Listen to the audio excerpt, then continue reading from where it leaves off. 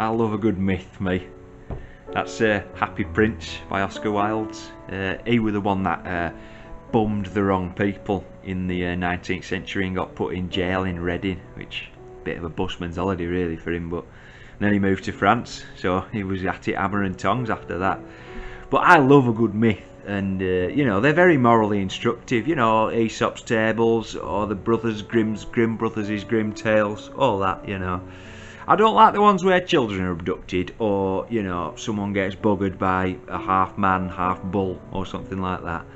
Don't quite know what the message is there, but I like the ones that you know, can be directly applied to human life. An analogy they're called, and I actually saw a myth happen once, so I know that they're true.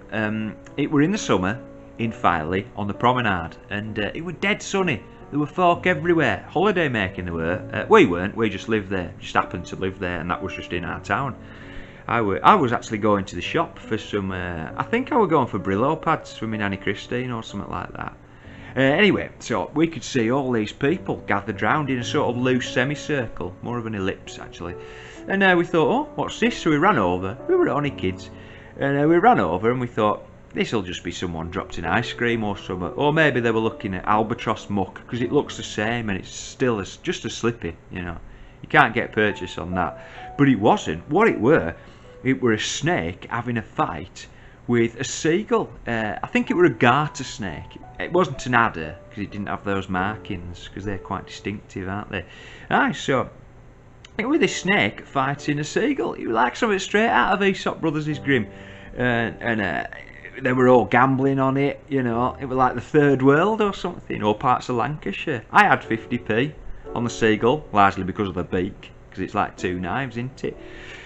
And, you know, at one point the snake were on top and it were hissing and wriggling about, and then it were biting the seagull's undercarriage and genitals, and then it turned its attention to biting the snake's neck and its mouth and eyes, and, you know, pecking at its mouth and eyes, and it went on for ages. It was quite dramatic, and it's somehow quite stirring. I mean, you've seen two men fight each other, perhaps two lasses. You may have seen two seagulls fight each other. But it's very rare that you see an interspecies scrap, and there's something quite moving about it. It's something special. And it's not just, you know, biting. There were a lot of grappling involved. There's something to see, you know. A lot of strategic wrestling, grappling, submission holds. It can be quite beautiful in the afternoon Yorkshire sun. And, you know, as I say, I had 50p on it, but I was there more for the spectacle.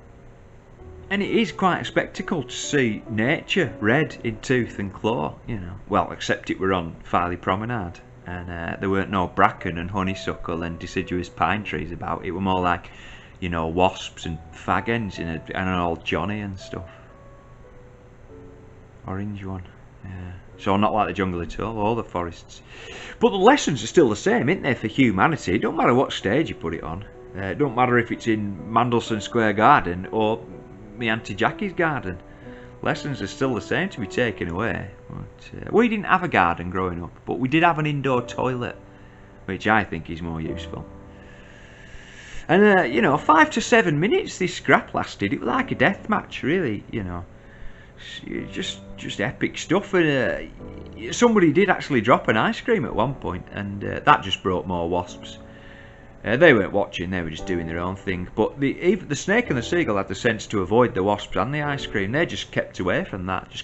It made them keep it at closer quarters, which made it nastier as an encounter, really. And after that, we all got bored and we went. So I never really saw who won. And it couldn't have gone to the judges because there weren't any, so I don't know what happened. One of them died in the encounter, I assume. Well, they'll both be dead by now, won't they? Animals don't live very long, but I assume one of them died. And I did find out years later what happened, because after we left, we had to get the Brillo pads and so I think some snuff for my Uncle Philip. After we left, my mate Tommy Romulan came, and he had his dog Sasha with him, and big Doberman Sasha, lovely temperament but around humans, and Sasha had slipped the lead. So what happened is there were no winner, because Sasha stormed over, bit both their heads off, and their fighting days were over, so nobody won. And Yeah, Sasha ate a piece of the middle out of the snake and ate a piece of the wing and some of the undercarriage of the seagull, and that were them. And then she trotted over, licked the ice cream up. Then she was sick. Then she lay down and panted and needed to cool down. Then she were alright. She got back up, licked all the sick up, and went back to Tommy Romulan, and they were off on their merry way. So that was how I learned about the circle of nature. I'll never forget it though.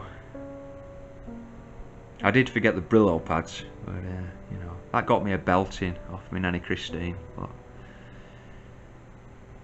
it were worth it.